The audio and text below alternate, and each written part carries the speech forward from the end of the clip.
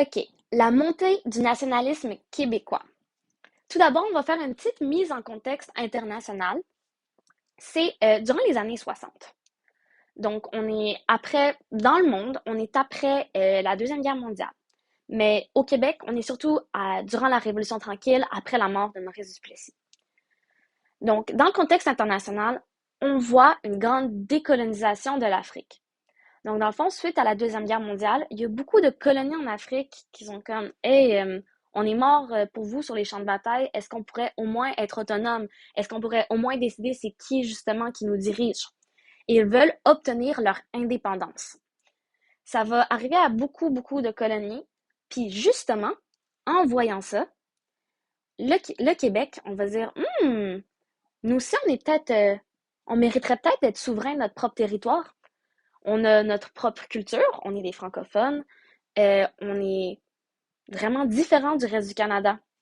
Alors, on veut vraiment avoir la montée d'un nouveau courant d'affirmation nationale, vraiment un nouveau mouvement de pensée, le néo-nationalisme. La distinction entre le néo-nationalisme et le nationalisme, c'est que le néo-nationalisme il est beaucoup plus moderne. On va vraiment voir le Québec d'une nouvelle façon. On va le voir comme beaucoup plus urbain, comme beaucoup plus moderne, justement, et industrialisé. On va voir comme sa propre culture. Puis, une grande, grande, grande distinction entre le néo-nationalisme et le nationalisme, c'est que on va vraiment l'appliquer seulement aux Canadiens français du Québec. Pas aux Canadiens français du Canada, aux Canadiens français du Québec. C'est délimité au Québec. Puis en plus, on va rejeter tout ce qui est vraiment traditionnel, donc ce qui est le monde rural, ce qui est la religion catholique. On va vraiment tout se dissocier de ça. Ben, avec ce mouvement de pensée, on va avoir des groupes qui vont le supporter. On va avoir des groupes qui vont vouloir créer un État québécois indépendant du reste du Canada, basé sur le courant de pensée du néo-nationalisme. On va avoir dans les groupes indépendantistes plusieurs partis politiques, comme le Rassemblement pour l'indépendance nationale, le Ralliement national ou le Mouvement Souveraineté Association. Ce mouvement-là, qui est dirigé par nul autre que René Lévesque, qui va être très, très, très important plus tard.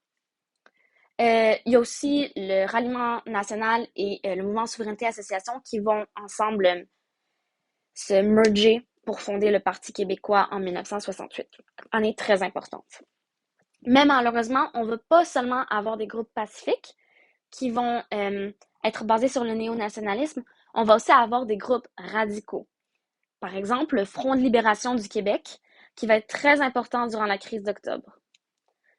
On va aussi avoir simultanément, par le gouvernement fédéral, donc le gouvernement du Canada, une commission d'enquête qui va avoir lieu. La commission Laurando-Dunton. Donc, dans le fond, en voyant que le Québec, une province du Canada, veut se dissocier, veut se séparer du reste du Canada, on va un petit peu s'inquiéter. Puis, on va faire une commission d'enquête. Cette commission d'enquête, elle va enquêter sur le bilinguisme et le biculturalisme du Canada. Et dans le fond, elle va proposer des mesures pour tenter de mettre en place un principe d'égalité entre les deux peuples du Canada, donc le peuple anglophone et le peuple francophone, en espérant que ça va calmer le mouvement. On va avoir plusieurs résultats de cette commission d'enquête, dont on découvre que les Canadiens français, les francophones, sont très mal représentés au gouvernement fédéral. Puis on va aussi mettre en place plusieurs politiques bilingues dans les institutions gouvernementales pour qu'on puisse avoir du service dans les deux langues pour les deux peuples, vraiment. On va aussi, par contre, rejeter l'idée qu'il y a deux peuples fondateurs au Canada, donc les Canadiens français puis les Canadiens anglais, parce qu'on préfère vraiment miser sur le multiculturalisme du Canada pour ses politiques futures. Donc, dans le fond, on va renier l'existence de deux peuples fondateurs pour vraiment miser sur le fait que maintenant, il y a beaucoup plus que deux cultures au Canada. Puis on aimerait miser sur ça pour les élections futures. Le parti qui va être vraiment le plus populaire, c'est le Parti québécois de René Lévesque. Ce Parti québécois va justement proposer un plan, un programme qui s'appelle Option Québec. Option Québec, ça va être un plan souverainiste, indépendantiste, mais qui va quand même inclure les Canadiens anglais du Québec, puis qui va dire on va bien les traiter, on va respecter leurs droits, puis dans le fond, on va aussi rester associés au Canada, on va se séparer, mais on va quand même garder des bonnes relations avec le Canada. Donc ouais, c'est vraiment ça pour la montée du nationalisme québécois.